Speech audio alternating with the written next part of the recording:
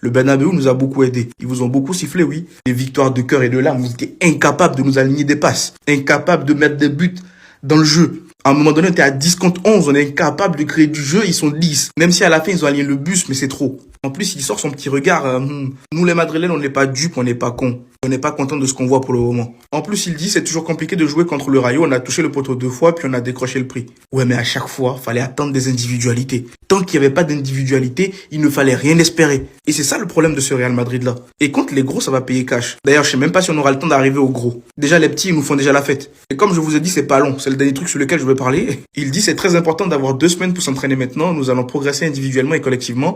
Nous avons joué plus de matchs que nous n'avons eu de séances d'entraînement. Et tu te plais à qui? Est-ce que c'est nous qui donnons à des joueurs un jour de congé par-ci par-là, même quand ils perdent ou même quand on voit qu'il y a du travail à faire? On ne veut rien entendre. Tu passes ton temps à leur donner des congés, des vacances, des trucs. Et tu te plains que vous n'avez pas eu beaucoup d'entraînement comparé. C'est bon. Mais comme j'ai dit, on est là, on regarde, on observe. On verra bien où ça va nous mener tout ça. Dites-moi ce que vous en pensez dans les commentaires. Et surtout pour les peu, vous savez ce qu'il vous reste à faire.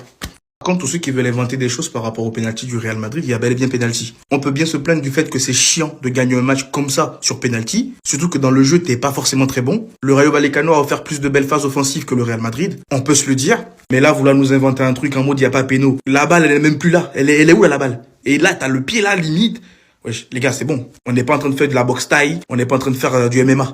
Et le Mendy aussi n'a pas jeté sa jambe comme ça, comme si sa vie en dépendait. Donc il y a péno tous les jours. Apprenez à faire la part des choses. Une chose est de se dire, oui, on en a marre de gagner comme ça, que sur des pénaltys. On ne produit rien dans le jeu, il n'y a rien de spécifique, il n'y a rien qui en sort. Mais laissez vos émotions de côté, il y a bel et bien péno, tout simplement. Et le carton rouge sur Rodrigo également, il y a carton rouge. Le mec, il avait déjà un jaune. Et là, il vient, il fait une poussette normale comme ça dans le dos de Rodrigo, qui lui finit dans les pancartes, on dirait, il finit à la poubelle. Et vous osez me dire qu'il n'y a pas deuxième jaune, il n'y a pas rouge. À un moment donné, les gars, arrêtez. C'est déjà assez compliqué. Ne venez pas rajouter des trucs bizarres. C'est quoi ça?